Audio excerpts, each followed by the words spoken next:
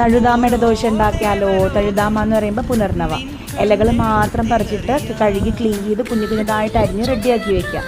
അരി കുതിർക്കാനിടുക. പച്ചരിയും തേങ്ങയും ചുവന്ന മുളകും മഞ്ഞൾപ്പൊടി ജീരകം കായംപൊടിയൊക്കെ ചേർത്ത് മാവാക്കിയിട്ട് അതിലൂട്ടി ചീര മുറിച്ചിട്ട് നന്നായിട്ട് ആഡ് ചെയ്ത് കൊടുക്കുക. ദോശ ചുട്ടെടുക്കുക. ഒരു 2 മണിക്കൂറോളം ഈ മാവ് വയ്ക്കുക. അപ്പോഴെല്ലാം എരിവും പുളിയൊക്കെ ഇതിൽ പിടിക്കത്തുള്ളൂ. നന്നായിട്ട് മൊരിഞ്ഞ ദോശ ഉണ്ടാക്കിയെടുത്ത് കഴിക്കാം. പ്രത്യേകിച്ച് മുക്കാനായിട്ട് കറിയൊന്നും വേണമെന്നില്ല. വേണമെങ്കിൽ അച്ചാറോ ചമ്മന്തിയോ കൂട്ടി കഴിക്കാം. അടിപൊളി ടേസ്റ്റാണ്. പിന്നെ ഹെൽത്തിയാണ്, ന്യൂട്രീഷ്യസ് ആണ്.